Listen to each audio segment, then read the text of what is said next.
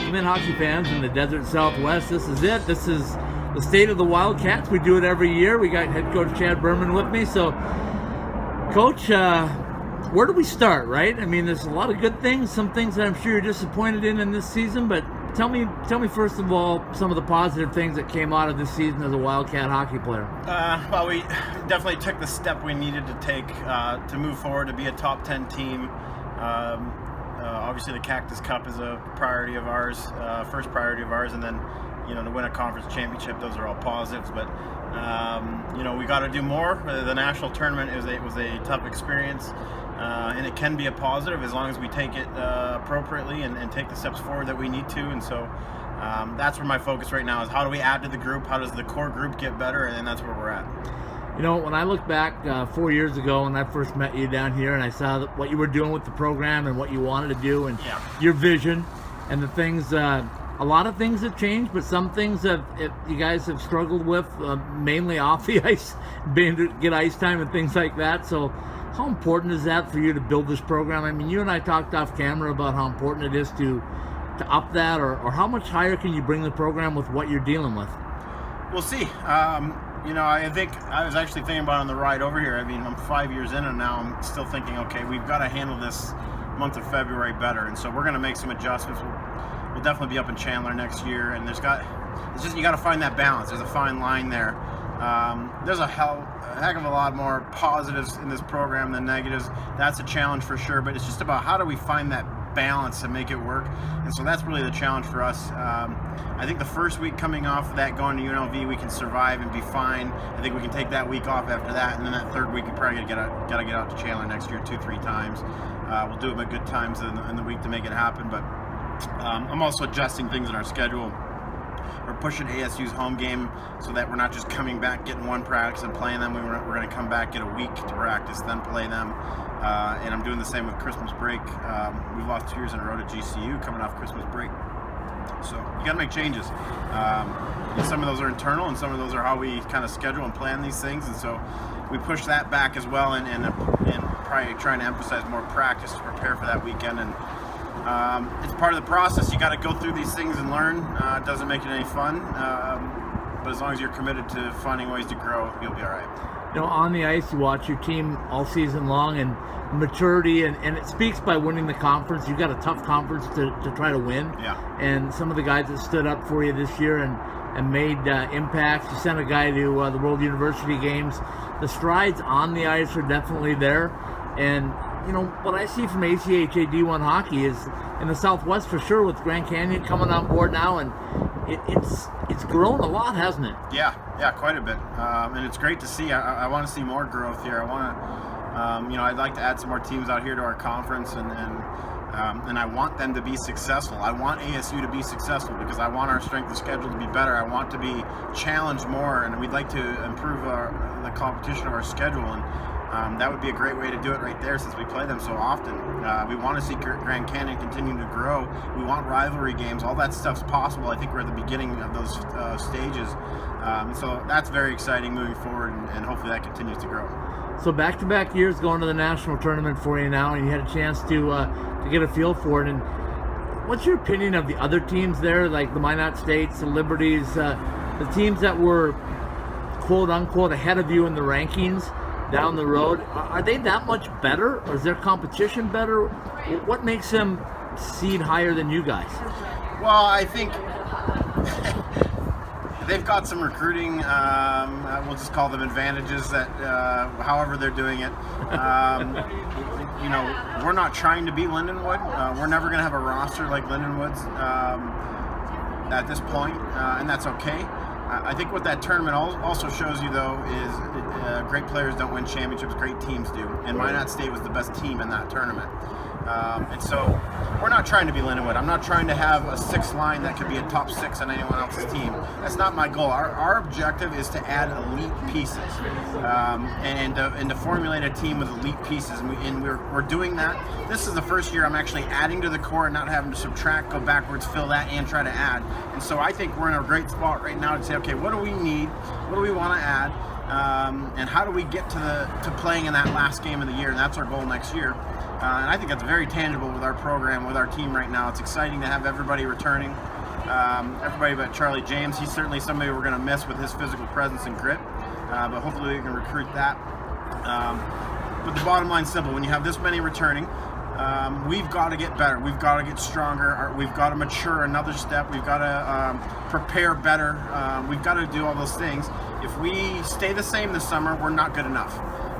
So the objective is everybody get a little stronger, get a little more explosive, and if everybody gets a little better, our team gets a lot better, and that's how we're approaching it. And then my job on top of that is find the kids who we can add to this roster, who fill the needs we have. We want to get deeper. We want to add more scoring threat. We need more grit. We need more physicality. And so those are the things we're doing, but we want to push some of our depth down to make sure that we can play in the national tournament and elite level. All right, let's take a quick break. We'll come right back and we'll wrap up the national tournament. We'll look quickly ahead to what's going on with your schedule coming up, and we'll talk about hockey in the desert Southwest when it's 95 degrees. Your hockey team.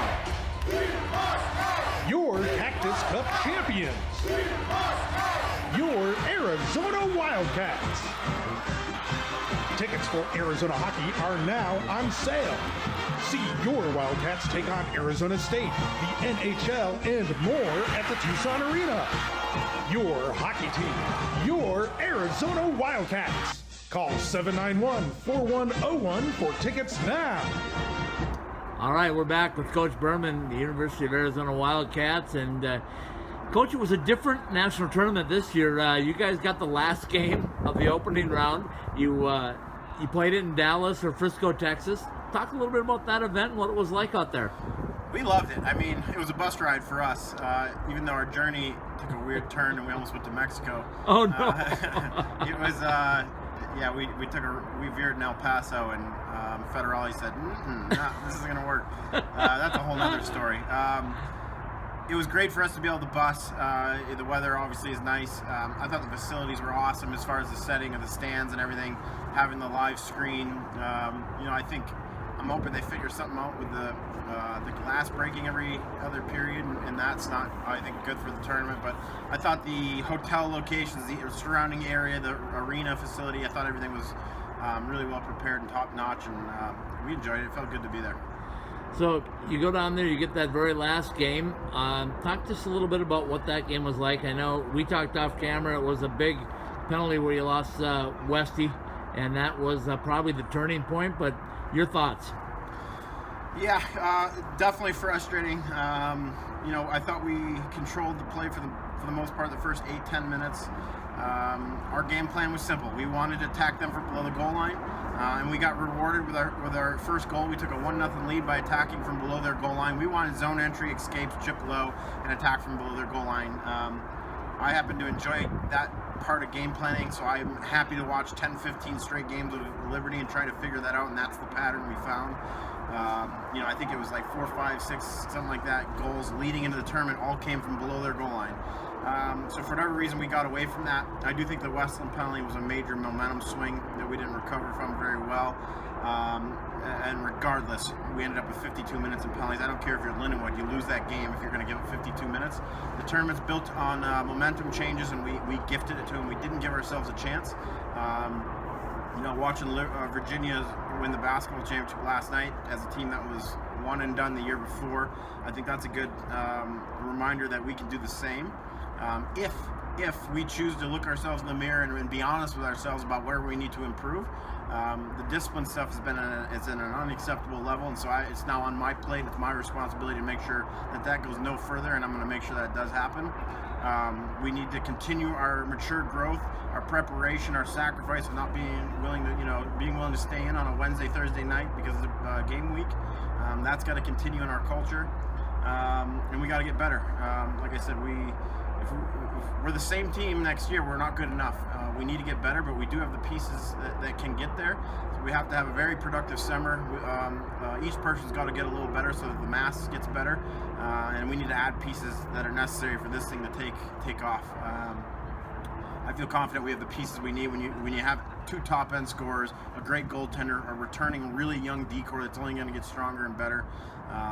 We're adding, so far we've got 1 recruit in, and it's a big-time recruit for us. Cameron Timor played 3 years in the North American League. That's a huge start for us going into our off-season, and he fits everything we look for in a defenseman. He's mobile and he's a puck mover, and so he's going to be a great fit. That only feeds our pucks up to our forwards more, to our strengths, and so we're hoping that continues. But I got a busy summer ahead of me. I operate out of fear because I'm terrified of going to that tournament and doing that again. I'm not riding the bus home like that again, and so the work we put in now is going to be what makes that matter next season, and so that's where we're at. All right, let's talk. The freight train blows by us here as we visit at Topgolf in Tucson, but that's kind of a nice metaphor, right? A freight train coming through is maybe what you guys need, but just your thoughts on, as a coach, when you go down, you know it's a one and done. Did you see anything from your players afterwards going like, man, this was a missed opportunity? Absolutely. I had my exit meetings, and everything I heard back was appropriate, accurate, and that's a good thing, because I can speak all I want, but if they're not seeing what I'm seeing, it doesn't matter. There's things we want to do internally, externally, to take the next step to improve. I think guys are embarrassed. I think they're hungry.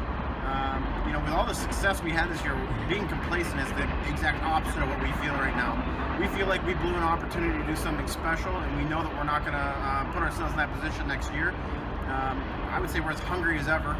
We need to get better. We need to take another step, and we're going to. All right, so as I look at it from an outsider looking in, and I look what's happened over the last 4 or 5 years with hockey all the way around down here, the growth has been incredible, but the talent level that I've seen increase from your program, from Arizona State, from Grand Canyon making the jump. I mean, I just joked the other day that they were playing in a men's league 4 years ago. Yeah. What does that say about the overall hockey picture in Arizona? I think the ACHA is really good quality hockey, and anybody who's at that national tournament. I mean, I'm a fan first, right? So I go to that tournament, I watch all those games, and if we weren't in it, I'd be at home streaming it. So it's just a lot of fun to watch all the. And I've been in this league now 10 years, to see like the 17-16 seed is so much better than it was 5-6 years ago. To see that kind of stuff, it's no longer a gimme game at that tournament. It was good to see the auto bid teams compete this year. I think that stuff's really positive. I love the one and done format. I hope it never changes. I think that's the way it should be. The best teams make it. The hottest team's going to win it. Minot State absolutely deserve to win it. They execute on all levels, and there's a lot of what they do that we're going to touch on with our team to make sure that we add those things as far as recruiting, but also just simple things on zone entries that they do that are puck possession stuff that we got to take that next step. We're no longer able to say, hey, we're just a young team. That's out the door now. We're in our prime here as far as where we're at, and so it's time for us to own up and decide that the time's now and chips are all in here for us. All right, last one for you. This is your recruitment tape right here. Throw things out there why players should come down here to Arizona, why they should become Wildcats, and what they have to look forward to if they make the commitment to you. Yeah, I don't believe in trying to convince anyone to come here, so if you're not interested, I don't care. This is what we can provide. We could provide a full package experience that you won't find anywhere in the country. Nowhere in the country are you playing in front of 4,000 or 5,000 fans, getting an unbelievable education, one of the best business programs, engineering programs in the country. And by the way, in between all that, it's 80 degrees and sunshine and palm trees. You're not going to find that experience anywhere else. You're going to leave here with a tremendous education, a great hockey experience, and a life learning lesson, live in a part of the country that you might not have, and an opportunity to win a national championship. And so I think this place sells itself. As we continue to win, more people are contacting us, but I'm not going to call you. I'm not trying to convince you to be here. We want people who want to be here, who are buying into what we're doing, and then we're going to continue with that model moving forward. Coach, I appreciate your time as always. It's always great to come down and visit in the off season because you have a chance to reflect a little bit. And one of the things that I reflect on in this whole thing and your whole program is the growth is continuing, right? And I can see that hunger in you guys. I saw it several times this year. It's like they felt like they truly did leave something on the table, and I think that bodes well for next year. Yeah, we got to reach higher, and I think we're all on the same page and motivated, and I'll put my money on us moving forward. All right, see you next fall. Thanks.